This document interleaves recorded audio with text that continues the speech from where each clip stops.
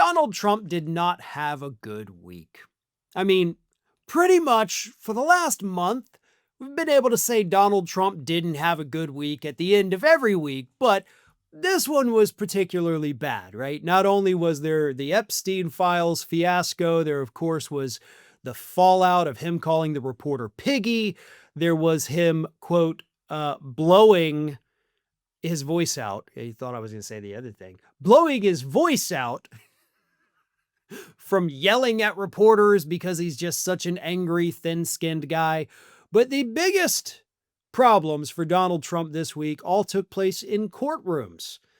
Because not only did we have the humiliation of his attempted political persecution of James Comey, but Trump also suffered some pretty massive defeats at the hands of judges that he appointed to the bench.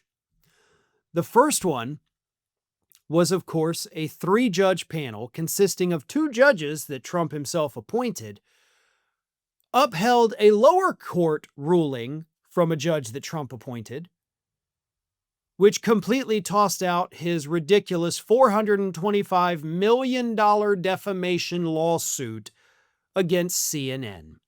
So that lawsuit, and I got to take you way back in time for that one because God knows Trump's filed 1,000 defamation lawsuits since then. That defamation lawsuit came about after the Capitol riot. CNN referred to Donald Trump's election claims of the 2020 election being rigged and stolen as, quote, the big lie.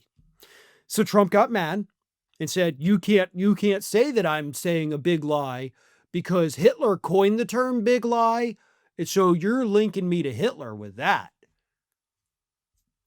I mean, if the shoe fits, but he sued them for $425 million. The lower court judge, again appointed by Donald Trump, had originally thrown it out. Then Trump appealed it. He gets this 3-judge panel, including 2 judges he appointed.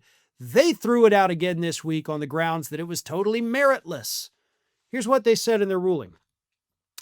Trump has not adequately alleged the falsity of CNN statements. Therefore, he has failed to state a defamation claim. The panel of judges ruled that Trump's argument was, quote, unpersuasive. And then they said Trump's argument hinges on the fact that his own interpretation of his conduct, i.e., that he was exercising a constitutional right to identify his concerns with the integrity of elections, is true, and that CNN's interpretation, that Trump was peddling his big lie, is false. However, his conduct is susceptible to multiple subjective interpretations, including CNN's. We have held that by using big lie to describe Trump, CNN was not publishing a false statement of fact. Therefore, whether CNN used big lie one time or many is irrelevant to the question of falsity.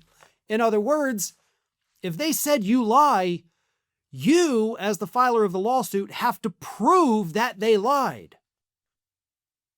You didn't do that. You can't do it because you did lie. Even judges appointed by Trump himself are telling him that, so they threw out his $425 million lawsuit against CNN, which should be a lesson to all of these other media outlets that are tripping over themselves to settle with Donald Trump so they don't face a defamation lawsuit. If y'all just wait it out, this is what would have happened. You didn't have to cave to him. You made that decision because you're a bunch of cowards.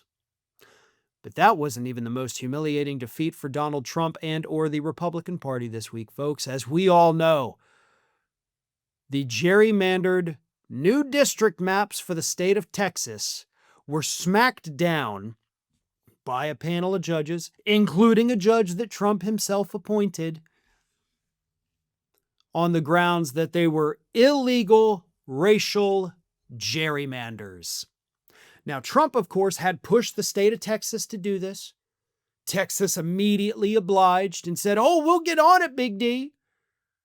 So they redrew their maps. They're like, we're going to gain 10 seats. Although, as I also talked about, they screwed up a couple and they weren't even going to get 10 because they messed up some and they were going to lose a few that they had held for a while. So they were pretty dumb about it to begin with. But now the maps are thrown out. And sure, it'll be appealed and appealed to the Supreme Court, and God only knows what they're going to do. I have no faith in them. But for now, those maps can't stand. Which means we don't have to deal with that ahead of the midterms next year. So that's pretty dang good. This, of course, was not the first time that some of these illegal gerrymanders from red states this year have been tossed out. It just happens to be the biggest one. So Donald Trump, as usual, got handed a horrible week from hell, but this time it was handed to him by judges that he himself put on the bench. Hey everyone, we are maybe just days away from hitting 1 million subscribers. Fewer than 15,000 subscribers to go at this point, and we need your help. If you are not already subscribed to the channel, please do so, and tell your friends.